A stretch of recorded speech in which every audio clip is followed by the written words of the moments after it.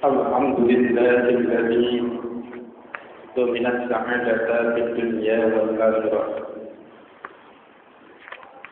Liman amana billahi wal yawmil akhir wa 'amila amalan shalihan. Asyhadu an la ilaha illallah wahdahu la syarika lah wa asyhadu anna Muhammadan 'abduhu wa rasuluhu alladzi la nabiyya ba'dah, amma ba'd. Ikhwatul iman, jamaah thalabul ilmi rahimakumullah. Dengan wasilah inayah dan hidayah Allah Subhanahu wa taala, alhamdulillah pada malam hari ini kita bisa dipertemukan mengkaji beberapa ayat-ayat ataupun hadis-hadis yang bertalian dengan syariat Islam. Dalam sebuah hadis yang diriwayatkan oleh Imam Al-Bukhari dan juga Imam Muslim dalam sahihnya, salah seorang sahabat yang bernama Abdullah bin Abbas, atau yang lebih kita kenal dengan Ibnu Abbas, karena itu untuk memudahkan dan membedakan siapa dia, siapa sahabat itu. Karena pada zaman Rasulullah SAW banyak sahabat ataupun yang lainnya, termasuk orang-orang yang belum masuk Islam, yang bernama Abdullah, sehingga sering dinisbatkan kepada ayah kandungnya. Jadi kalau kita mendengar Ibnu Mas'ud, berarti Abdullah bin Mas'ud. Ibnu Umar, itu berarti Abdullah bin Umar.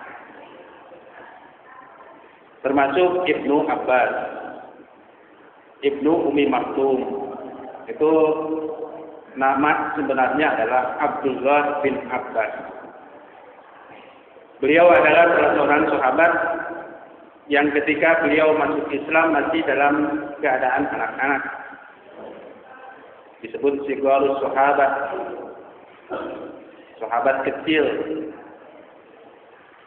Bahkan Ibnu Abbas merupakan salah seorang sahabat yang pada saat 7 tahun beliau mengimami di antara para sahabat, karena di antara para sahabat itu beliaulah yang paling hafid tentang Al-Quran. Bahkan terkenal nantinya seorang ahli tafsir. Makanya ada tafsir Ibnu Abbas. Tafsir Ibnu Abbas. Beliau pernah didoakan oleh Rasulullah SAW dengan kalimat Allahumma faqihhu fid-din wa 'allamahu ta'wil. Ya Allah, mudah-mudahan Abdullah bin Abbas ini faqih, paham dalam agama dan diajarkan berbagai macam ilmu.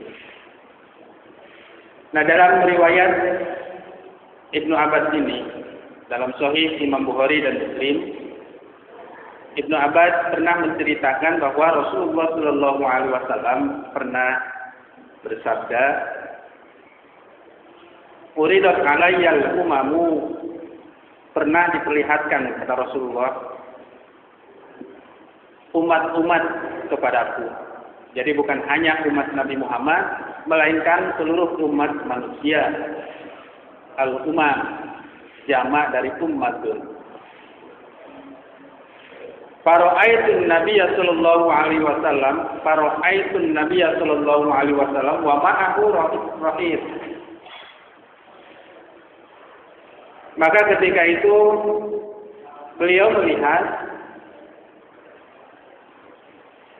yaitu Nabi Muhammad melihat ada seorang nabi yang besertanya rahib, satu kelompok. Rahib itu lebih daripada 2 orang. Itu disebut rohid. Makanya ketika ada di antara sahabat datang menemui sebagian istri Rasulullah, ada kalimat dalam hadis itu, ja'a salah satu rahtin. Setelah datang beberapa orang kepada Nabi, kepada sebagian istri Nabi menanyakan bagaimana ibadah Nabi. Jadi rahid. Jadi kata Rasulullah, aku melihat seorang Nabi wa ma'ahu rahid. Di belakangnya beberapa orang. Artinya umatnya cuma beberapa orang. Pengikutnya hanya beberapa orang. Wallahu a'lam. Siapa Nabi ini? Karena memang tidak dijelaskan. Kata Rasulullah, aku melihat seorang Nabi, ternyata di belakangnya hanya beberapa orang pengikutnya. Wan nabiyyu wa ma'ahu rajulu wa rajulani. Bahkan ada nabi yang besertanya hanya seorang, dua orang. Wan nabiyyu wa laisa ma'ahu ahadun. Bahkan ada seorang nabi yang tidak punya pengikut. Yang tidak punya umat. Jadi ini adalah menerangkan tentang akidah, karena memang ini belum kejadian. Tapi letak sisi keimanan kita kepada Allah justru terletak ketika Allah atau melalui Rasulullah Shallallahu Alaihi Wasallam yang dikatakan dengan hadis itu menerangkan tentang hal yang tidak masuk akal, yang belum kejadian. Karena letak dasar keimanan itu adalah ketika Allah menginformasikan sesuatu yang di luar akal manusia. Disinilah keimanan itu dituntut. Kalau orang umpamanya dituntut untuk beriman kepada orang atau kepada sesuatu yang kelihatan, yang jelas sudah, itu semua orang pasti akan mengikuti. Justru ketika Allah Subhanahu wa Ta'ala melalui Rasulullah menyatakan dan menginformasikan sesuatu yang belum dan tidak terlihat, itulah perlu keimanan. Letak keimanan itu di situ. Orang yakin bahwa semua orang ini pasti mati. Semua orang ini pasti akan binasa. Baik itu orang yang beriman, orang Islam, orang ateis, orang Hindu, Buddha, dan lain sebagainya, yakin bahwa setiap yang hidup itu pasti akan mati. Apakah mereka itu disebut beriman? Belum tentu. Orang kufar Quraisy, mereka meyakini bahwa kehidupan ini akan berakhir, alias ada kematian. Tapi mereka tidak yakin, tidak beriman manakala Allah melalui Rasulullah Shallallahu Alaihi Wasallam menerangkan bahwa setelah kematian ini akan terjadi kehidupan. Dan ada pertanggungjawaban ini yang mereka tidak yakini karena belum kelihatan. Kalau kematian mereka melihat sendiri, banyak orang yang mati. Tapi kehidupan setelah kematian belum mereka rasakan. Disinilah letak keimanan.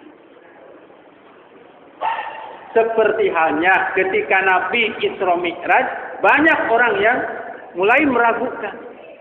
Karena secara akliyah tidaklah mungkin. Tidak masuk akal.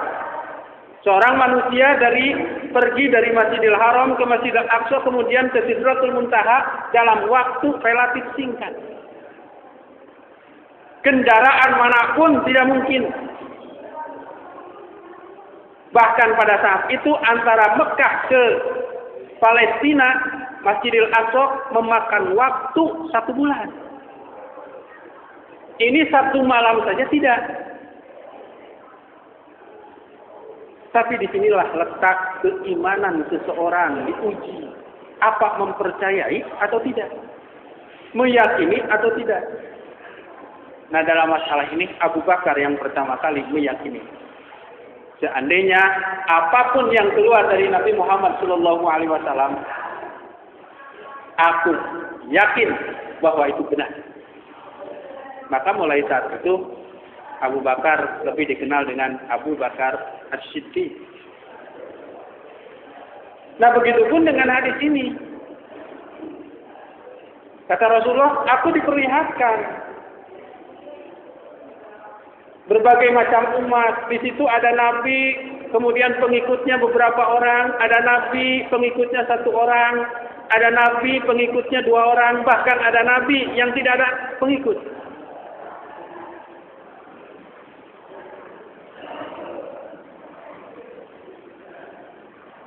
Nah, setelah itu Rasulullah Shallallahu Alaihi Wasallam mengatakan, "Id waqa'a li sawadun adim." Setelah itu ternyata aku diperlihatkan satu gerombolan orang yang cukup banyak. Fadonantu annahum ummati. Aku mengira itu umatnya. Itu umatku, kata Rasulullah. Kenapa? Melihat banyaknya serombongan orang yang begitu banyak, kata Rasulullah, fadonantu annahum ummati. Aku mengira itu adalah umatku. Kenapa? Karena memang kata Nabi, akulah Nabi yang terakhir dan diharapkan umatku itu yang terbanyak. Makanya dalam bab nikah, Rasulullah menganjurkan sekali, nikahilah oleh kalian itu wanita-wanita yang subur, wanita-wanita yang mempunyai keturunan yang banyak, karena aku nanti akan bangga di hari kiamat dengan banyaknya umat.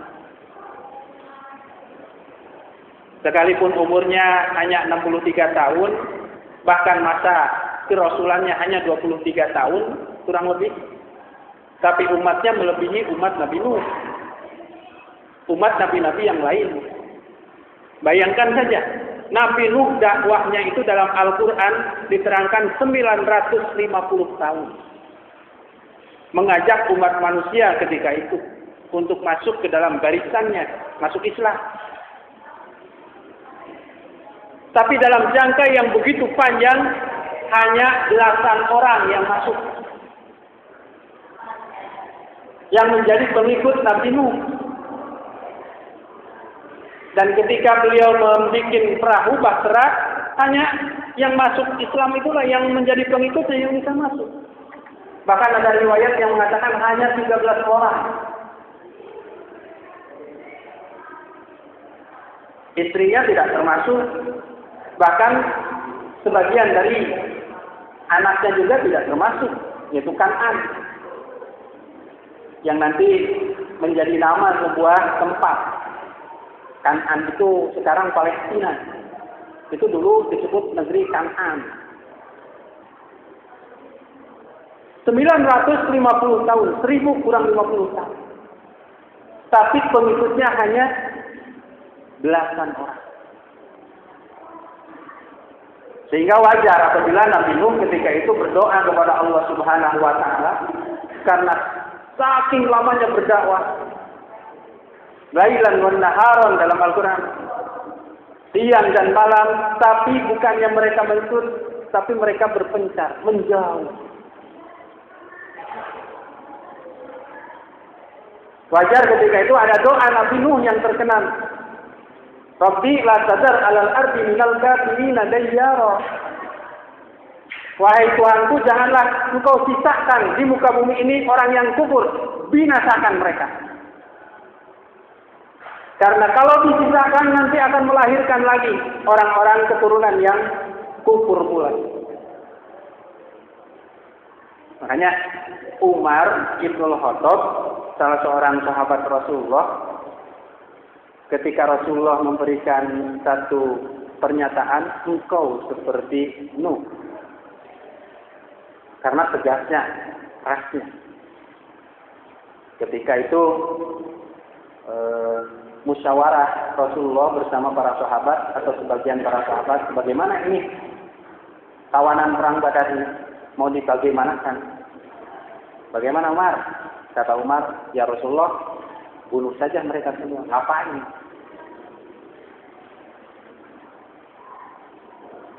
Kata Rasulullah, kamu seperti Umar, kamu seperti ini. Kalau Abu Bakar, kamu seperti Ibrahim. Sekalipun cerca di bagaimana Nabi Ibrahim mendoakan. Ayahnya mengusir, aku akan minta ampunan kepada Allah. Itu tipe-tipe, beda-beda sahabat juga. Tapi bukan berarti Abu Bakar lembek, tidak. Ternyata ketika beliau menjadi khalifah, diprotes malah oleh Umar. Kenapa, wahai Abu Bakar, engkau memerangi orang yang tidak membayar zakat? Padahal mereka itu mengucapkan la ilaha illallah. Karena mereka sudah keluar dari Islam, kata Abu Bakar. Sebab bukan masalah tidak mau bayar zakatnya. Mereka beranggapan bahwa zakat itu kewajiban yang hanya ada pada masa Rasulullah. Jadi ketika Rasulullah meninggal, sudah tidak ada lagi kewajiban zakat. Berarti menghapus kewajiban. Orang bisa dikatakan kafir ketika dalam Islam itu tidak ada kewajiban sholat. Kafir itu. Tapi ada orang yang meyakini bahwa memang dalam Islam itu ada kewajiban sholat. Tapi dia malah sholat. Tidak mau sholat. Yakin itu ada kewajiban. Beda kan? Yang ini tidak ada kewajiban sholat dalam Islam. Ini ada kewajiban. Tapi dia jarang sholat. Lalai namanya. Tapi yang ini tidak ada kewajiban sholat dalam Islam. Keluar dari Islam. Sama seperti tidak ada kewajiban zakat dalam Islam. Kata yang ini ada kewajiban. Cuma ketika ditagih zakat tidak mau. Lalai dalam melaksanakan zakat. Kalau ini keluar. Nah, kelompok inilah yang menganggap bahwa tidak ada kewajiban zakat. Oleh Abu Bakar diperangi. Umar langsung mendukung.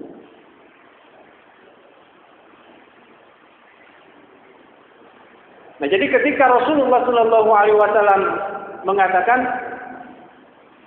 "Fadonantu annahum ummati," karena melihat banyaknya orang yang di belakang Nabi itu. Faqilali dalam hadis itu dikatakan kepadaku, maksudnya oleh malaikat Jibril, karena ini bertalian dengan firman Allah melalui hadis. Jadi hadis juga sebetulnya firman Allah. Cuma lafadznya bukan langsung dari Allah, redaksinya. Seperti sholat, bacaan sholat atau sholawat. Rasulullah ketika ditanya tentang sholawat, ya Rasulullah, aku diperintah untuk salam. Dan aku tahu bagaimana salam kepadamu. Tapi aku diperintah sholawat. Bagaimana cara sholawat kepadamu ya Rasulullah? Rasulullah tidak langsung menjawab.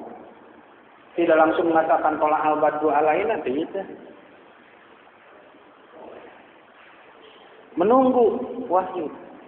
Qul, kata Rasulullah, ucapkan Allahumma sholli ala Muhammad dan seterusnya. Itu sholawat. Ini juga ya faqilali yang disebut dengan firman Allah melalui malaikat Jibril itu. Oleh karena itu ada yang disebut dengan hadis qudsi. Hadis qudsi itu firman Allah yang tidak tercatat dalam Al-Quran. Kalau ini hadis biasa dalam pengertian, memang itu sunnah Rasulullah dan melalui firman Allah. Nah, dikatakan kepadaku, kata malaikat Jibril, hadza Musa wa qaumuhu. Itu bukan umatmu kalau bahasa kita. Itu Musa dengan umatnya. Ini menandakan bahwa umat Nabi Musa lumayan, cukup banyak.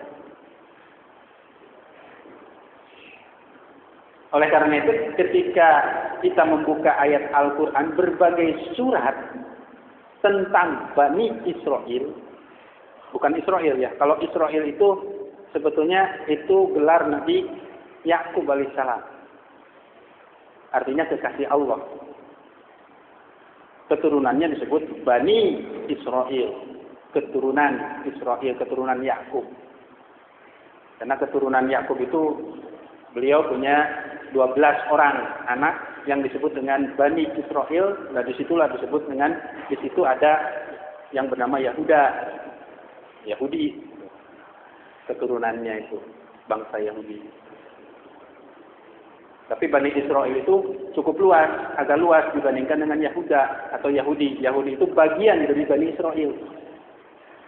Oleh karena itu Nasrani disebut Bani Israel.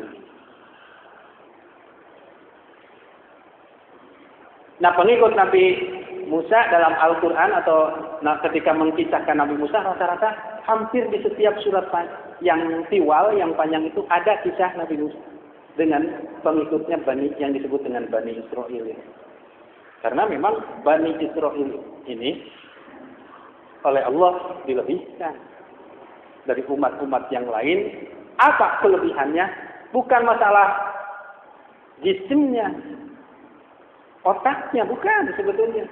Tapi lebih kepada nikmat Allah, yaitu banyaknya para nabi di situ. Setiap nabi wafat, kata Rasulullah, Allah melahirkan nabi yang lain. Begitu dan begitu. Sampai puluhan ribu nabi. Kalau istilahnya Nabi Yakub ke Nabi Ishak ke Nabi Ibrahim. Sama sebetulnya. Ujungnya Nabi Ibrahim. Kemudian dari Ibu Hajar Ismail ke sininya cuma satu nabi, Nabi Muhammad sallallahu alaihi wasallam. Yang disebut dengan keturunan Arab. Hadza Musa wa qaumuhu. Itu bukan kamu, kata Malak Jibril. Bukan engkau Muhammad, tapi Musa dan kaumnya. Walakin guru ilal ufuk. Tapi coba lihat aku sebelah sana. Kata malaikat Jibril itu. Fanadortu fa idza sawadun adimun. Aku melihat ternyata ada segerombolan orang yang cukup banyak, menghitam sampai banyak. Lebih daripada yang dilihat sebelumnya. Faqila li, dikatakan kepadaku, kata Rasulullah, hadhihi ummatuk. Nah, ini baru umatmu. Yang banyak itu, yang segitu banyak, kata malaikat Jibril, itu baru umatmu. Wa ma'ahum sab'una alfan yadkhulunal jannata bighairi hisabin wala adzabin. Dan dalam sekelompok manusia yang begitu banyak, yang sangat banyak itu, ternyata di situ ada kurang lebih sab'una alfan, 70.000 orang. Dari sekian umat Nabi Muhammad sallallahu alaihi wasallam itu, kata Rasulullah, ada 70.000 orang yadkhulunal jannata, yang akan dimasukkan ke surga.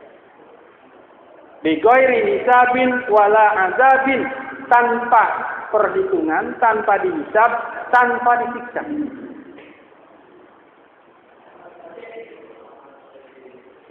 Jadi kalau menurut hadis ini, nanti ada sekelompok orang, kurang lebih 70.000 orang, yang akan dimasukkan dari umat Nabi Muhammad tanpa diperiksa oleh Allah, tanpa melalui hisab, tanpa disiksa terlebih dahulu.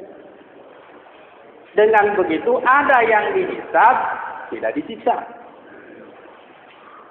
Ada yang dihisab, disiksa.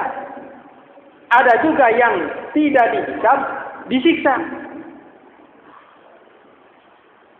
Ada yang tidak dihisab, disiksa langsung. Seperti yang bunuh diri. Nggak usah dihisab, itu langsung.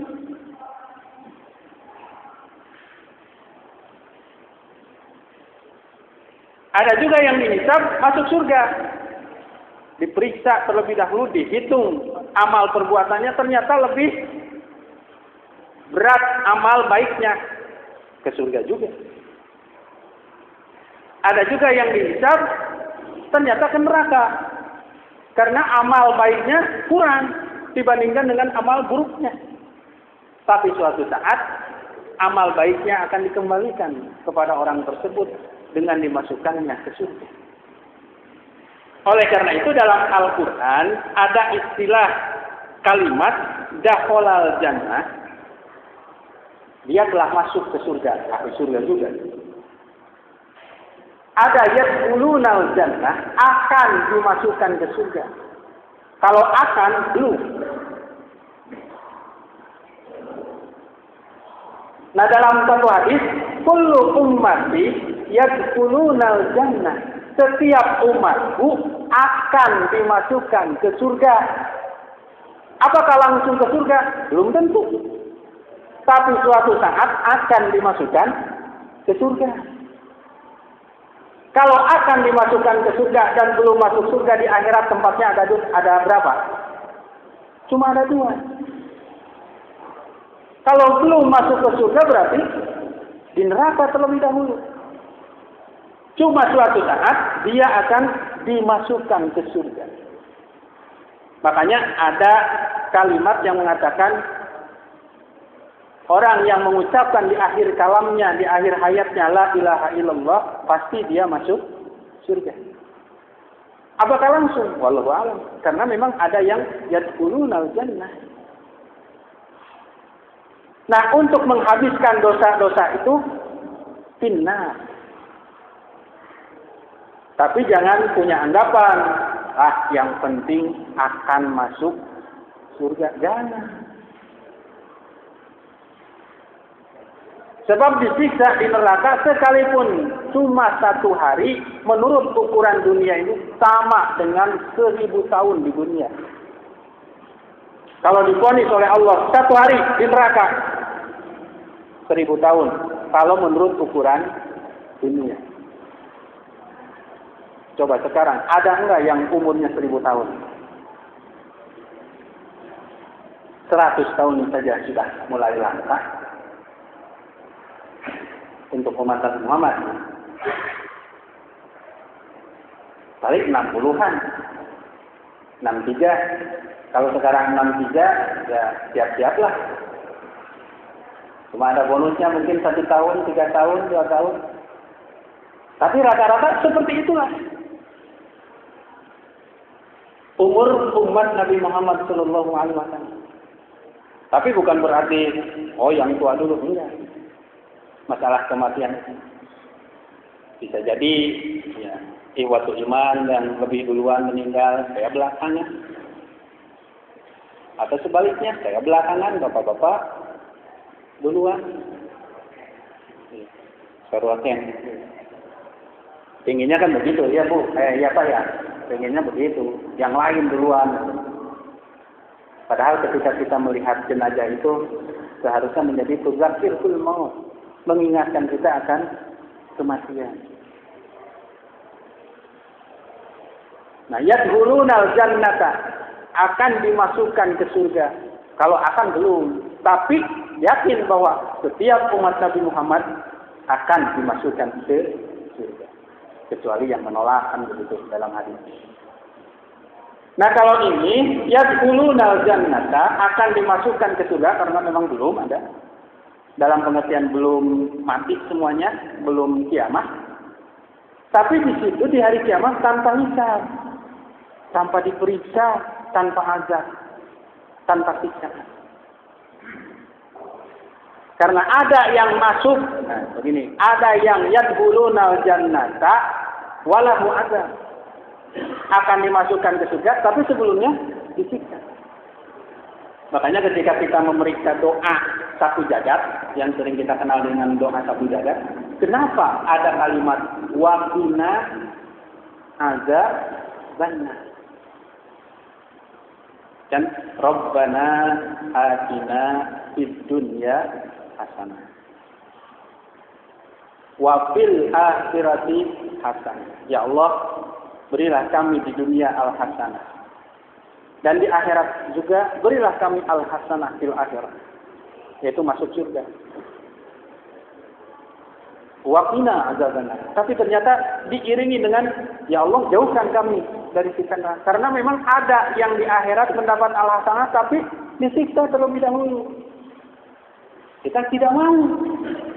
Ya Allah, sekalipun mendapat al-hasanah fil akhirah, ya Allah tolong. Jangan sampai mendapat siksa terlebih dahulu.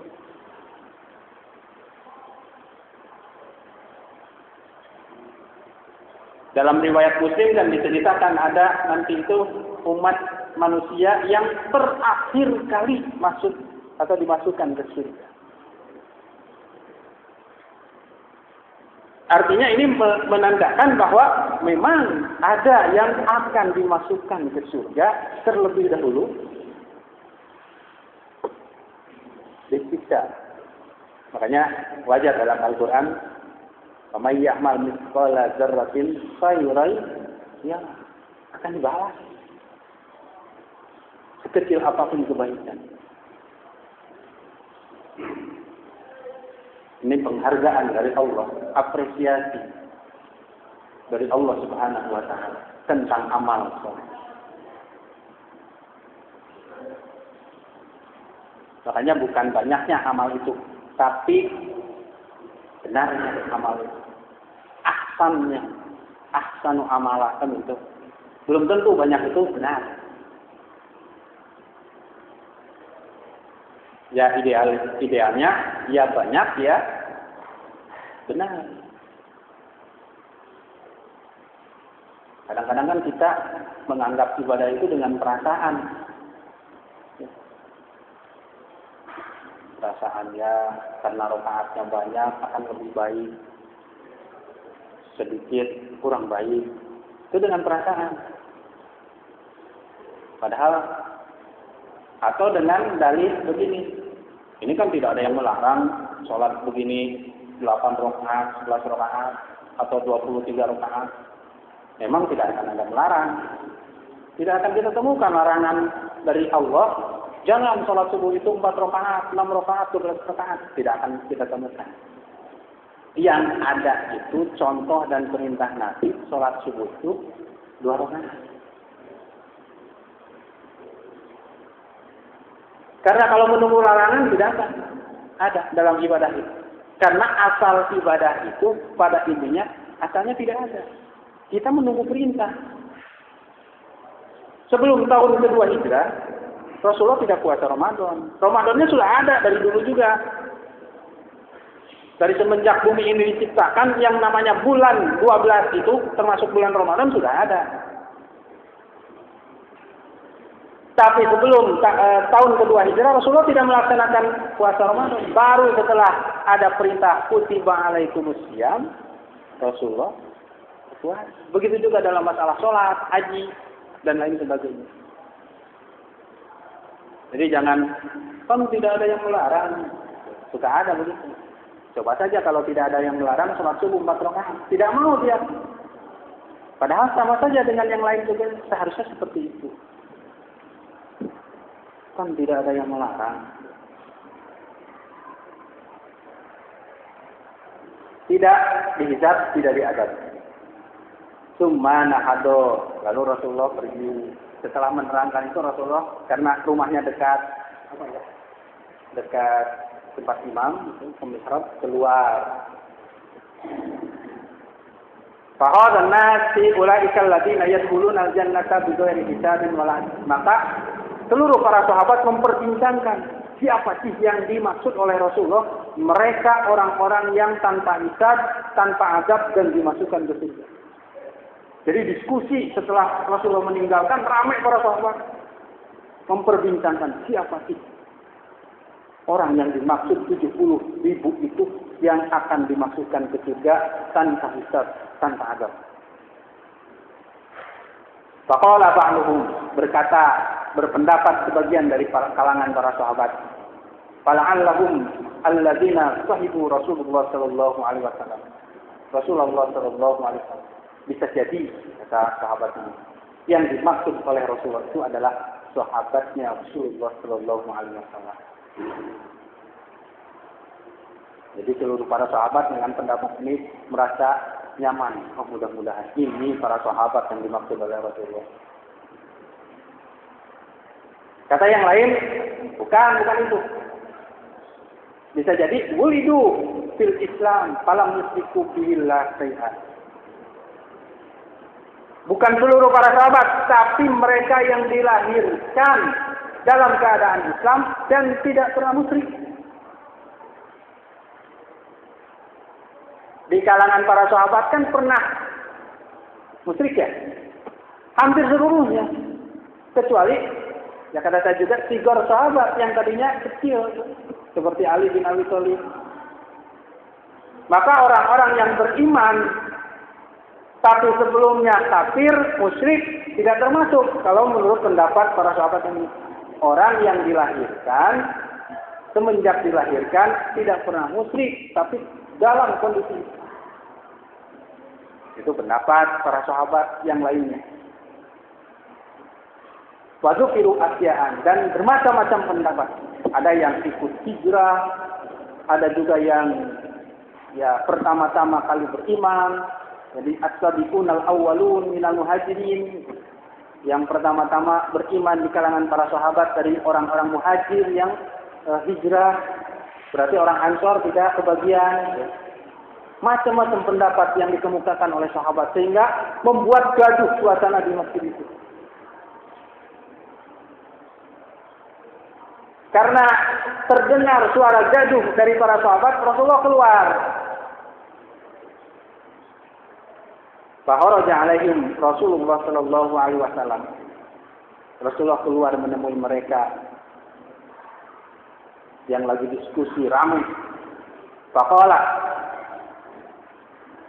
"Mal ladzi tahuduna fi?" Apa yang kamu perbincangkan barusan sampai ramai begitu? Fa'akhbaruhu, para sahabat memberitahu. Jadi mereka diskusi siapa sih orangnya yang dimaksud oleh Rasulullah sallallahu alaihi wasallam. Faqala, Rasulullah langsung menjelaskan.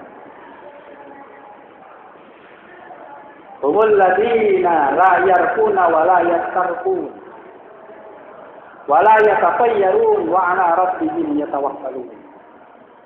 Orang yang dimaksud dari 70.000 itu yang akan dimasukkan ke surga tanpa dihisab dan tanpa disiksa adalah mereka yang layar punah, tidak pernah minta dijampi. Dijampi ada terkenal ketika ruqyah.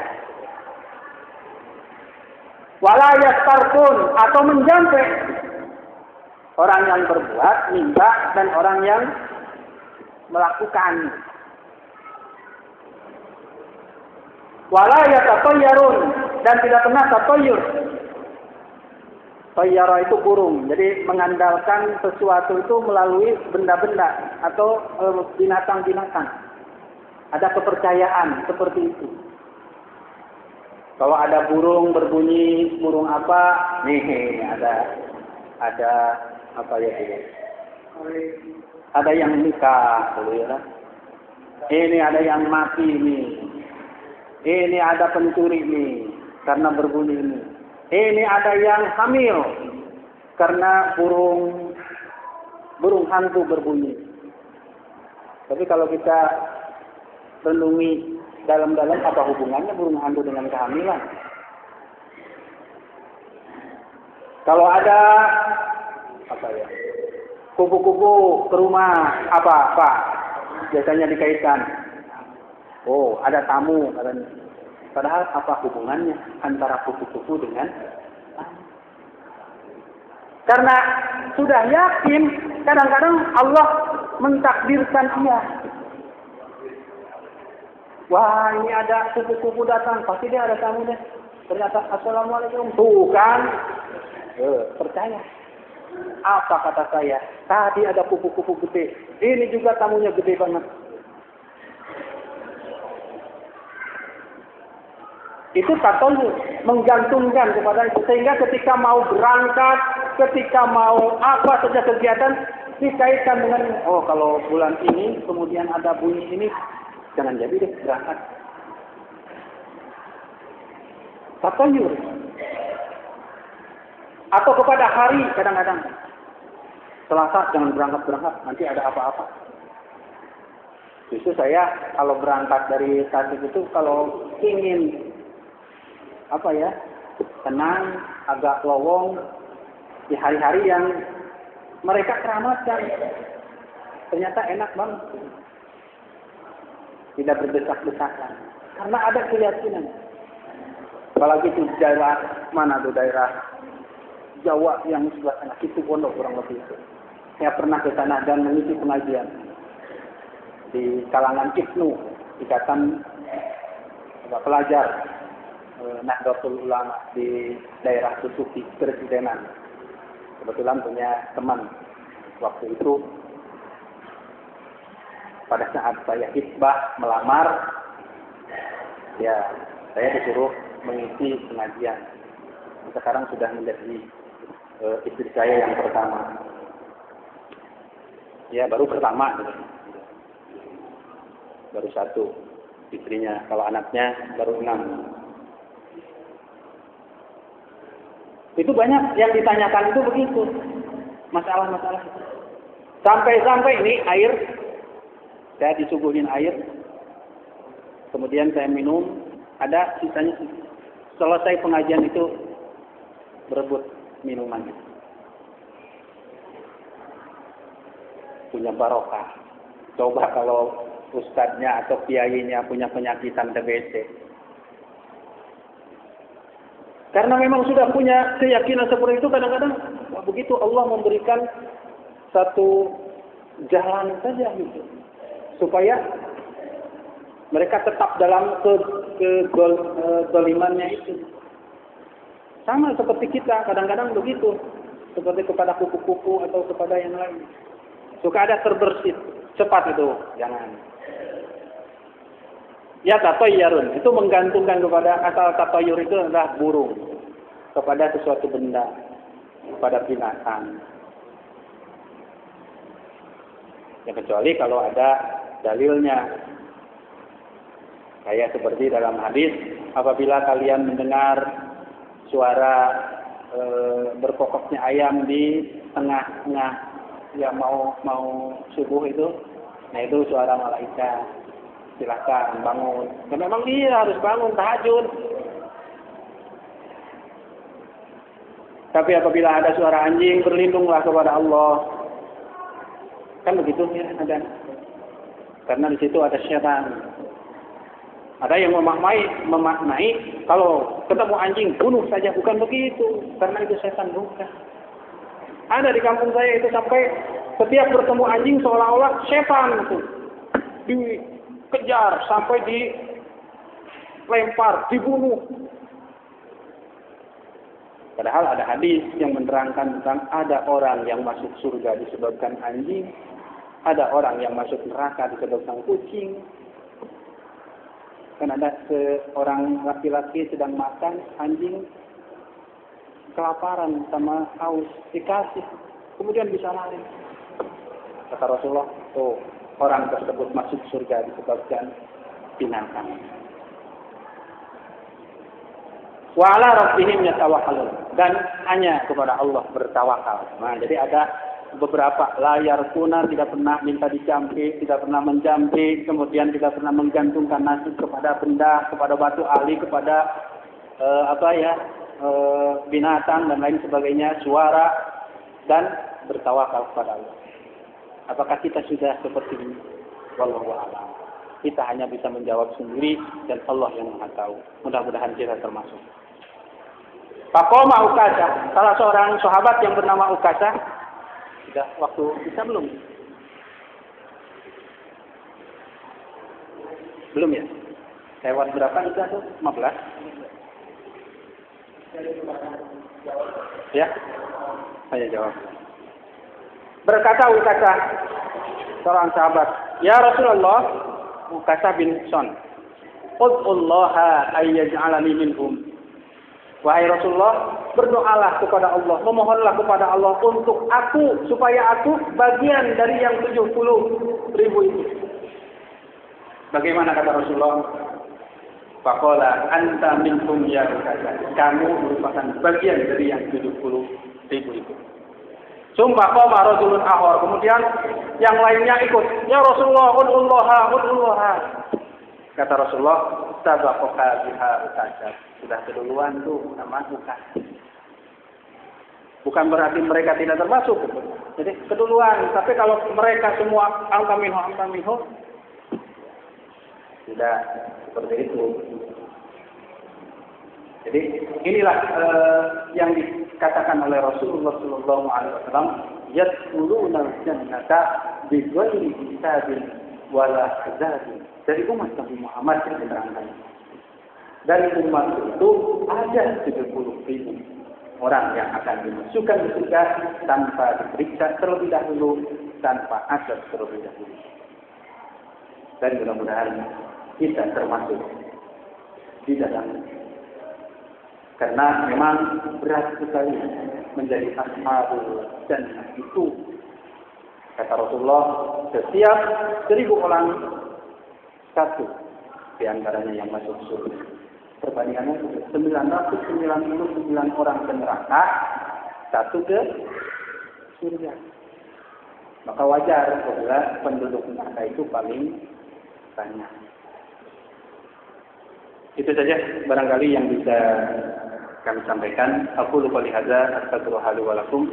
Rabbana atina fid dunya hasanah wa fil akhirati hasanah wa qina adzabannar.